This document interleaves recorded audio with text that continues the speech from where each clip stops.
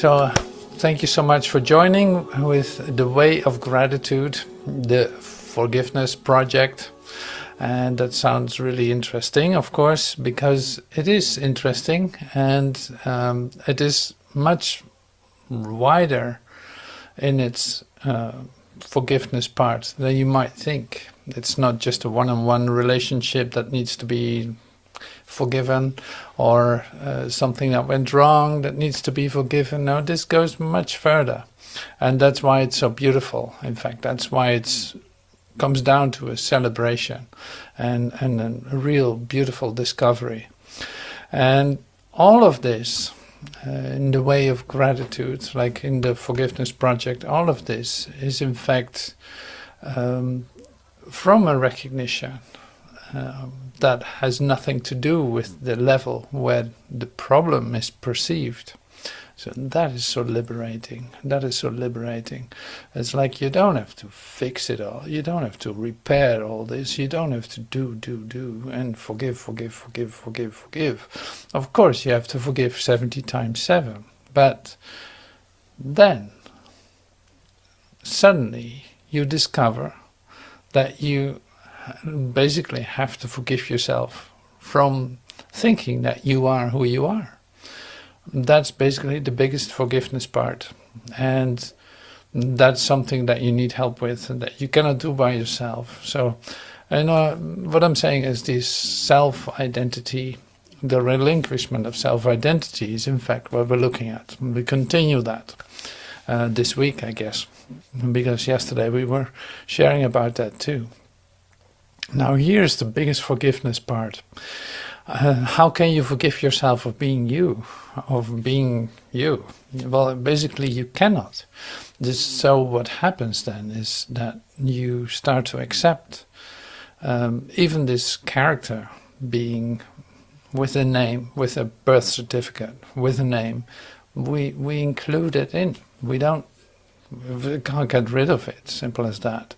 You can recognize it for what it is, and recognizing and admitting, and in fact coming to the place where you see, this is not what I am. It is the story I tell myself and tell others, that I think that I'm that, but I know better by now. I know better. I know I'm not that. I am, and that is what I am. That is the core of my being. That's my light, my soul, my radiance, my true part in the universe. So the forgiveness part of this self-identity is basically a real exercise in inclusion, in recognizing and admitting, oh my God, I'm a total fraud. I'm a total fraud. Simple as that. Like I make believe my story and confirm that to everyone, and think that I'm doing the right thing because it was told for me to do that, and I see others do it too. So I compare myself, and then it's obvious that I need to do that too. And that's a lie. That's not how that works. It's just not what it is. And that is broken. That is like it's starts to more and more fall apart, because it is a lot of work to keep it together. That's one thing, and it's not giving you at all what you would love it to give you and what you hope for that it will give you, but it will never give you that.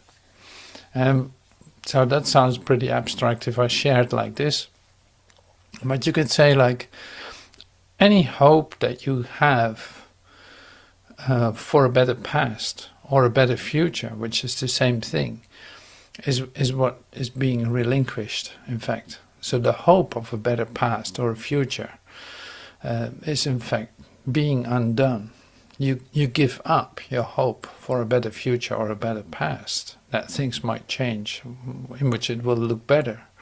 And that brings you immediately, in fact, to this point that we find each other, and which is it's like now, which is happening now.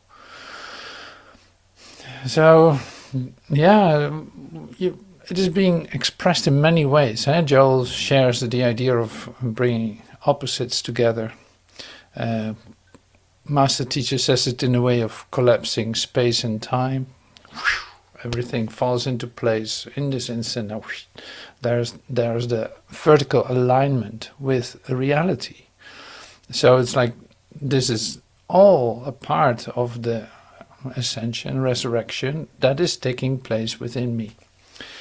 And that asks for me to look at what I'm doing, what I'm believing, what I'm confirming, where I put my value, because all of that has an immediate effect on how I experience myself. That's in a nutshell the forgiveness project. So as inspiration, I use a talk from Master Teacher, Gift to Live, and this talk is sort of like a concentrated, condensed version of everything you need to know in an awakening process. So that goes so fast that I said, like, okay, let's stretch this out a little bit. And all the aspects that are being shared, in fact, or not all of them, that would really be impossible, but some of the aspects that are being shared, I use as an inspiration for what I'm expressing here. And reverting that back to expressions that I think are very practical, very useful, and very much to the point. I saw it like this. It's like if you come to me and you come to listen to this, you join in this together with me, then you should hear this. Is actually what I'm saying. So then you should really hear this. You should really listen to what's being shared, because in fact you are asking me to tell you this. That's one thing, obviously, and on the other hand, it is bringing you to a place in yourself where there's an opening, in fact, to come to the celebration of this. And I use this word many times, celebration, because in fact the little part that you need to do in this can be done. It can be done pretty quickly. We hear about that in a moment, but it's like it's not a big deal unless you drag it out in time. It's not necessary. Then entering into that place, you come to the place where we recognize each other and just celebrate the love that we are. Just letting go of your ideas, in fact. That will be sufficient. Letting go of the ideas of the falsehood of your self-identity that you have been protecting, that you have been guarding. And we said it yesterday too, it's like put down your sword, but also put down your shield. You don't need to defend yourself against anything. No, you might as well just admit that what you thought you were and have protected and defended is not what you are. Now you're ready to discover what you truly are.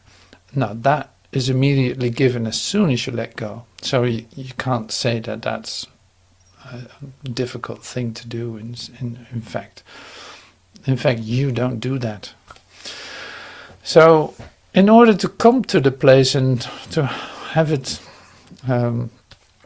say, said in a different way, I am reading something to you. I recorded this morning. I'm reading something to you that is a representation, you could say, of the forgiven world.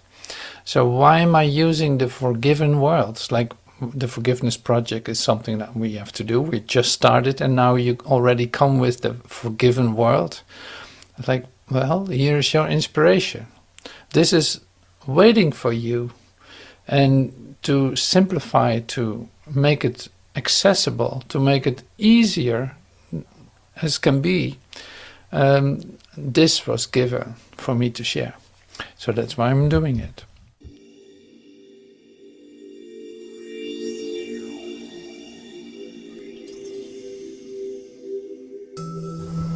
The forgiven world. Can you imagine how beautiful those you forgive will look to you? In no fantasy have you ever seen anything so lovely. Nothing you see here, sleeping or waking, comes near to such loveliness.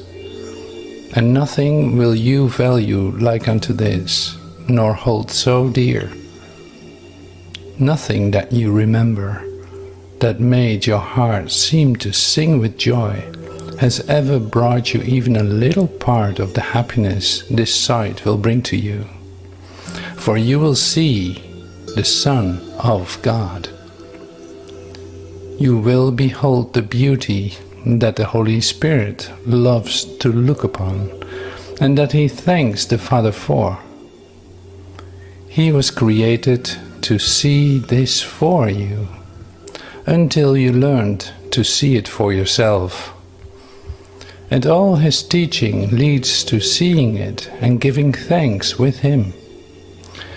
This loveliness is not a fantasy. It is the real world, bright and clean and new, with everything sparkling under the open sun. Nothing is hidden here, for everything has been forgiven, and there are no fantasies to hide the truth. The bridge between that world and this is so little and so easy to cross that you could not believe it is the meeting place of worlds so different. And yet this little bridge is the strongest thing that touches on this world at all.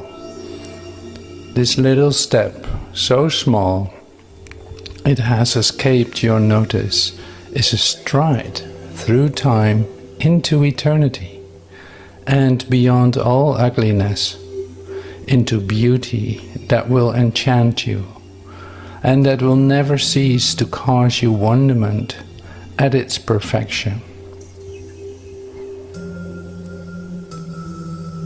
This step, the smallest ever taken by anything, is still the greatest accomplishment of all in God's plan of atonement. All else is learned, but this is given, complete and wholly perfect. No one but Him who planned salvation could complete it thus. The real world in its loveliness you learn to reach. Fantasies are all undone. No one and nothing remains still bound by them. And by your own forgiveness, you are free to see. What you see is only what you have made with the blessing of your forgiveness on it. And with this final blessing of God's Son upon Himself, the real perception, born of the new perspective He has learned, has served its purpose. The stars will disappear in light, and the sun, which opened up the world to beauty, will vanish. Perception will be meaningless when it has been perfected. For everything that has been used for learning will have no function. Nothing will ever change to shifts, no shadings, no differences, no variations that made perception possible will occur. The perception of the real world will be so short that you will barely have time to thank God for it.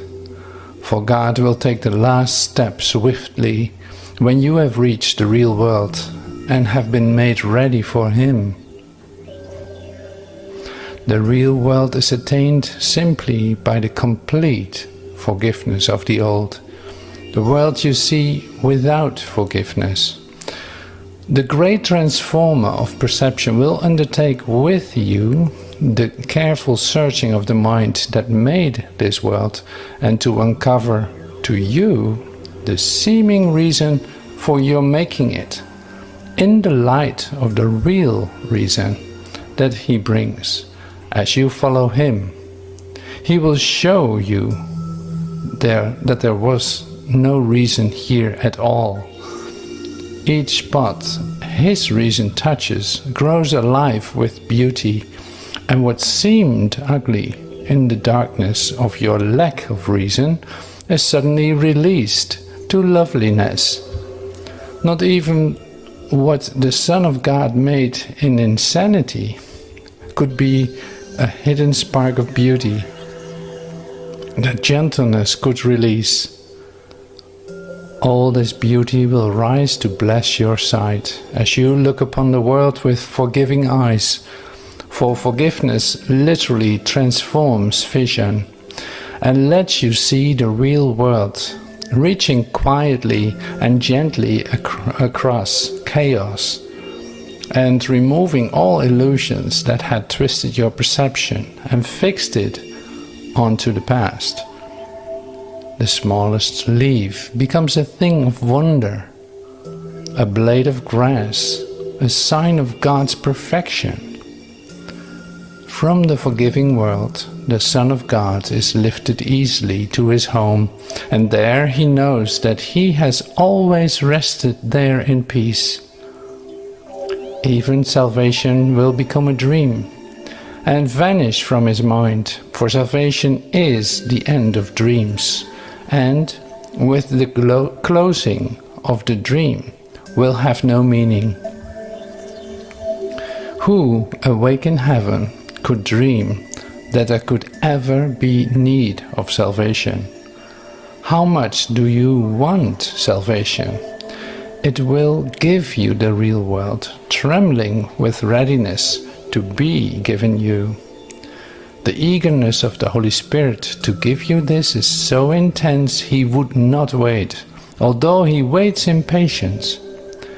Meet his patience with your impatience at delay in meeting him. Go out in gladness to meet with your Redeemer and walk with him in trust out of this world and into the real world of beauty and forgiveness.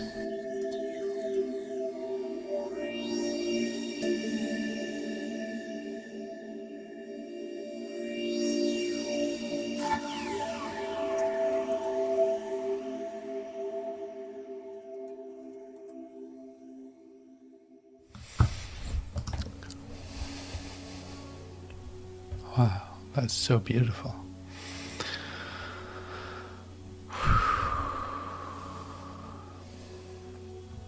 Am I happy to share this with you?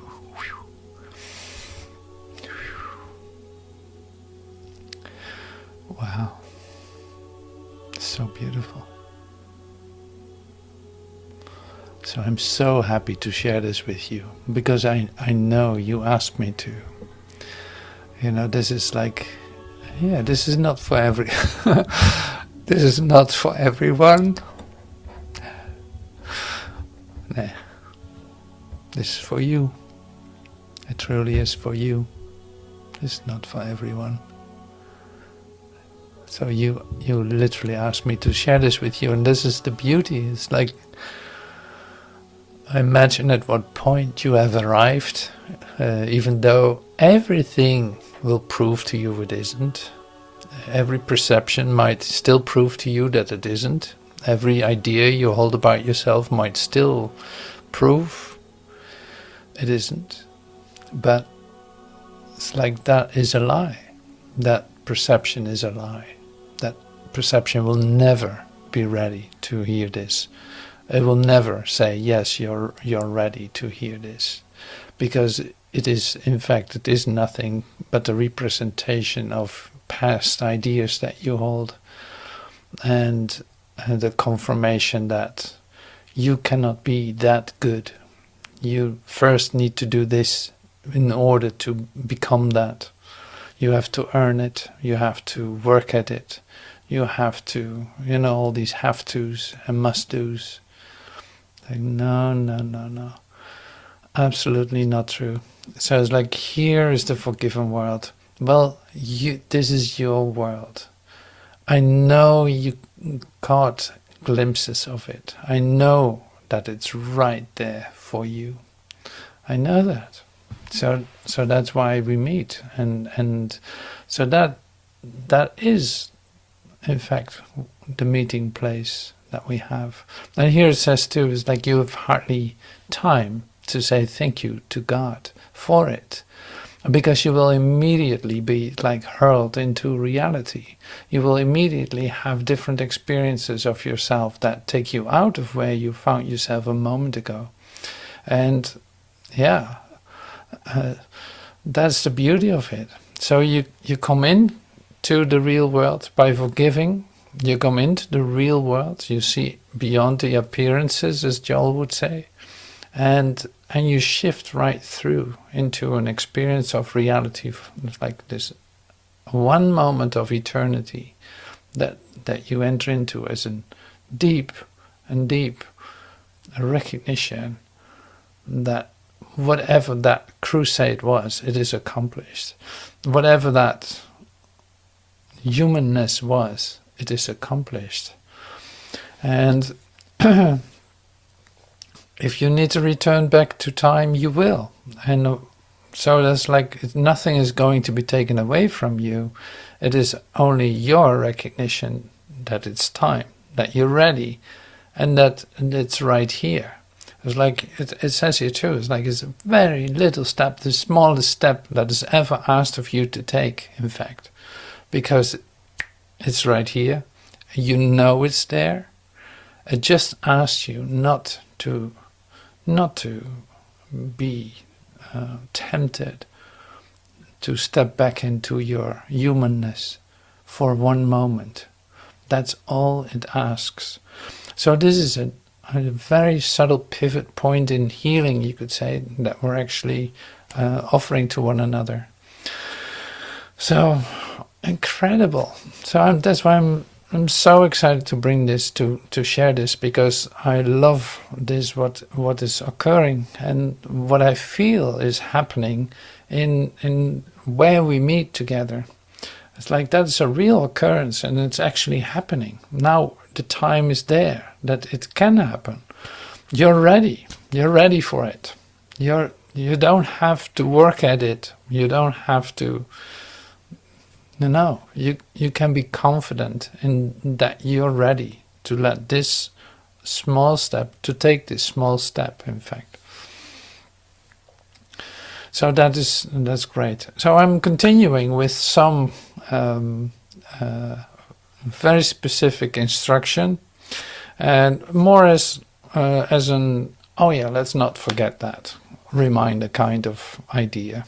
It's like these are like little expressions from lessons that came to me with the idea of forgiveness in a way that makes total sense. But you might not expect it this way. Okay, so let's take a look at that. So let go then is the forgiveness part. Let go and give. Give yourself completely. Give. Forgiven. This is today's episode. Forgiven. Recognizing that you are forgiven. Now here's one thing that I love to share, and this is very specific because it brings you right into the part where you might think like, not so happy that I'm finding myself here. But here's the relief of that immediately too. I am never upset for the reason I think. This idea, like the preceding one, can be used with any person, situation or event that you think is causing pain, causing you pain. Apply it specifically to whatever you believe is the cause of your upset, using the description of the feeling in whatever term seems accurate to you. The upset may seem to be fear, worry, anxiety, anger, hatred, jealousy, or any number of forms, all of which will be perceived as different. But this is not true. It's all the same stuff. However, until you learn that form does not matter, each form becomes a proper subject for the exercise for the day. Applying the same idea to each of them separately is the first step in ultimately recognizing that they're all the same. So we do this like very simply. If you at this point in time experience some kind of upset, and whatever the form is that it's presenting you with, repeat them with me. I'm not upset. I'm not upset about what I'm feeling right now. I'm not upset about whatever that is for you. I'm not upset because of what I feel as excruciating pain for the reason that I think. I'm not upset for my relationship problems for the reason that I think. I'm not upset for the anger that I feel for the reason that I think. Like it has nothing to do with the person, situation or event that I think it has something to do with. It's like, no, that's not true. So the upset, the form of the upset doesn't matter. You're not upset for the reason that you think. And that goes a little bit further then. And you see this in other parts of the lessons and continues too. It's like, no, the place where I perceive my problem, this upset that I'm perceiving, and the solution for that are not in the same place. That means that if I try to work at my upset, if I try to fix my upset, I'm caught in the upset. You know this, but coming down to the practice of it and really entering in deeply into it, that's pretty amazing. And that is, then you're literally stuck in the situation. Now here is the way out of it. I'm not upset for the reason that I think. I'm not upset. Like I'm not feeling this upsetness for the reason that I think. Like basically it comes down to when I experience here in this frame of reference of humanness, I experience an upset. I know for sure that I'm experiencing myself as a human being. Huh? So this is the forgiveness part that we're entering into now. So I'm expanding the lesson a little bit. It's like you see the upset. You experience the upset, but it has nothing to do with the specific situation. No, it just confirms, in fact, that you believe that you are functioning on that level of experience. And here it is then. This level of experience that you see yourself, what we call this world, or this my life, my existence, and this all these terms for it, in fact, is a life in which of an existence in which you prove to yourself that you're separate from your creator. Because I don't know how it's for you, but my fridge gets empty. And there's a lack in the fridge. Like I need tomatoes. There are no tomatoes in the fridge. And now I have to look for tomatoes. So in fact, I'm dealing with a lack situation that I'm going to fix by buying some tomatoes. And see, it's like, even that we include in too. It's like, sure, you're going to the grocery store or whatever supermarket to get your tomatoes or tomatoes. Either way, it's like you're going to do that. But it's like fixing your problem on this level will not set you free from this level. Now here, this is why this is so important. So the forgiveness project is in fact this, that we discover we're not trying to fix this at all. We're not trying to fix this level of experience. No, we recognize where it's taking place, and that whatever the outcome is, like, do I need to go to the grocery store next week because the fridge is empty again? Yes. Now I believe that there's a next week. I'm believing that I'm functioning on a timeline. Before I know it, I take that as my reality and think that I'm 25 years old, or maybe a little bit older.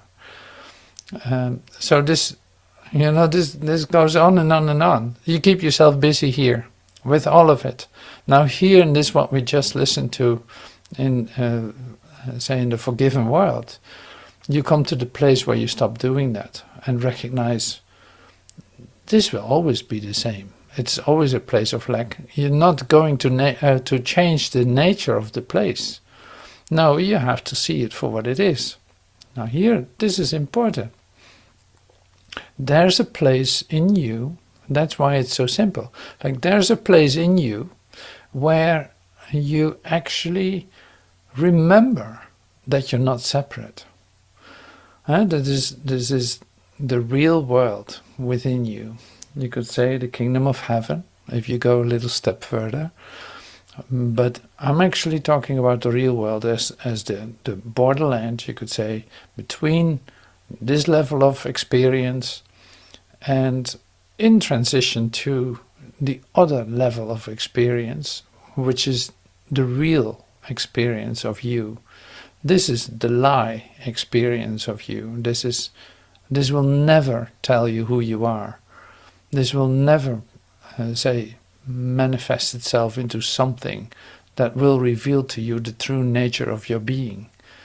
It is just simply not there. Then it is made to deny it. So it will never admit that to you. Now here, this is then the forgiveness part. I made that pretty clear. It's like, now you come to the place where you recognize, in me, there's actually a place that I can experience, a different way of experiencing myself. Now, I forgive this, that I'm this lie in this frame of experience. I'm the lie. The whole thing is a lie. The whole horizontal plane is a lie. And now I allow something else to occur, but something that I cannot do, but by me admitting that I don't want this any longer, the alternative to this is immediately available. It's like the Holy Spirit is literally like restlessly step-toeing to jump in as soon as you are ready.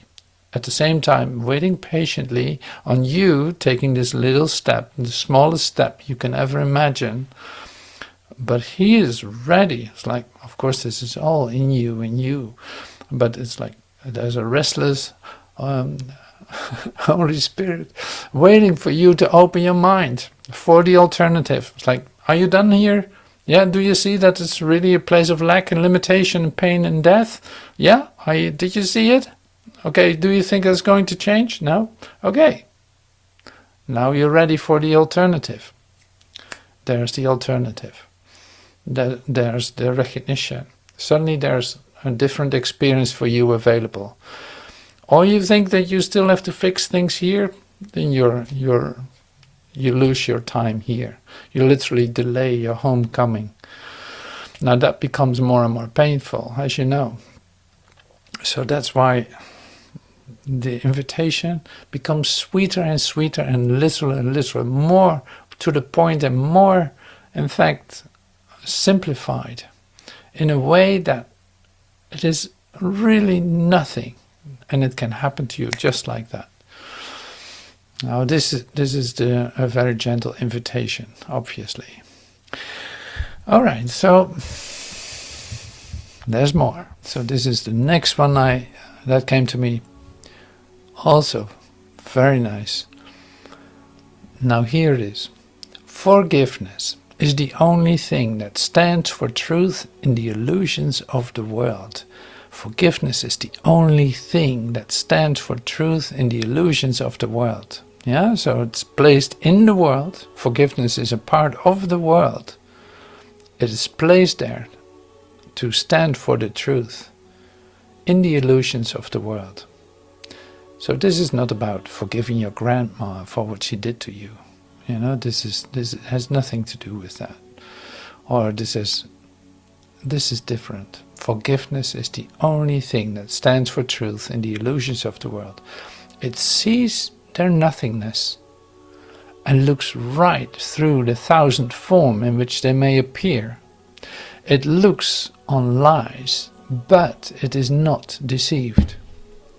It does not heed the self-accusing shrieks of sinners mad with guilt. It looks on them with quiet eyes and merely says to them, "Brother, my brother, what you think is not the truth." Yeah, so this is great stuff. This gives clarity. So forgiveness is the only thing that stands for truth in the illusions of the world. It sees their nothingness and looks right through the thousand forms in which they may appear. It looks on lies, but it is not deceived, not any longer. That's forgiveness. It looks on lies, but it is not deceived. I forgive myself my perception, you could say, because I know it tells me nothing about who I truly am. Okay, so one more. He does not have to fight himself. He does not have to kill the dragons which he thought pursued him, nor need he erect the heavy walls of stone and iron doors he thought would make him safe. He can remove the ponderous and useless armor made to chain his mind to fear and misery. Now listen to this. His step, this is your step, his step is light, and as he lifts his foot to stride ahead, a star is left behind to point the way to those who follow him. I love this so much too. So this is what we were sharing the other day too, like on Sunday, with the armor, putting up the sword, but also putting down the armor, the shield in which you try to protect your self-identity. It's like that's not necessary any longer. So the only step that you have to take, in fact, is admitting to yourself that what you thought you were is a fraud, is not what it appears to be. It's like, no, that's not what you are. And all inclusively then, this is not my life. This is not my life. It's Christ living my life, and it has nothing to do with this place. It has nothing to do with differences. It has nothing to do with lack and limitation and sickness. I have to forgive myself, believing that that was my reality. I forgive myself in doing that. So that's the homework that I was describing. It's like that's a bit of homework here, right here. It's a bit of homework because it tells you none of this is so. None of what you thought about yourself is so. I might as well just admit it. So that means I give up my insidious attempts to fix my situations of others. Recognizing that if I give that up, I would be free of limitation, of lack, and of disease and death. All right, so that is the part that I wanted to share with you, like when it comes down to the essence of what I heard. Now, maybe as just an 8-minute listening to Master Teacher, to what he is sharing, is in the first episode of Give to Live, very compact and very inspiring. Now we begin once again with ramblings in the kitchen at God's Country Place. Perhaps this will be a tape, perhaps not, but I call it about rambling in the light, it's important that you understand that everything that I say is coming from a particular frame of reference, and sometimes I forget how very fundamental what the directions of an awakened mind are. How very fundamental, for example, the teachings of Jesus Christ in the Course in Miracles are. They're much too fundamental to be accepted or even finally admitted to by split mind. Okay. Now, the process of enlightenment, that is the process of coming to a whole mind and recognizing yourself as universal consciousness, is a process of giving. I want to key on that word for a minute, because the nature of the Course in Miracles is a process of forgiving, which is an indication that this is all over and that you've in fact given before of yourself. Okay. If salvation then is the process of giving, okay, we'll use sentences like, the only way to know that you have something is by giving it away. And that doesn't seem practical at all to a consciousness who is in a condition of reciprocity or exchange, does it? Okay. If I tell a consciousness coming here to give everything away and come to me, he is immediately in resistance of it because of his defense mechanism of having ideas in order to protect his identity. While he's willing to give me in concepts the notation that, for example, charity or Christian love is the sharing of God, my declaration that the only way you can know God is to give love completely is very difficult for him, because it involves a relinquishment of himself. Okay? The clash that occurs between the so-called First Covenant, I'll stay in Christianity for just a moment here. The clash that occurs with First Covenant consciousnesses, that is, an eye for an eye, or reciprocity, or the establishment of laws on earth, and thou shalt not kill, all of those admonitions always occur with the process of giving rather than receiving, or giving with the idea of receiving, which is an indication of what? Lack or need for substance or need to exist. Listen how fundamental this is. If what I am saying to you then from another level is true, it would be impossible for you to know that you have everything until you gave everything away. And this is met with a tremendous amount of resistance on this, in this Hades, in this shades, in this dream of reality, this dream of pain and death, which perforce makes you continue to demand recognition within the framework of yourself. Okay. The notations of experience, of enlightenment through service will come to you at a very high range, and those of you who come to me have obviously attempted to practice charity. Okay. This is a very simple process. You have felt the pain of your brother. You have attempted to give aid to your brother, okay, and share with him the abundance that you feel in your own heart. Yet you discover that no matter how much aid you provide him with, he continues to become sick and to die.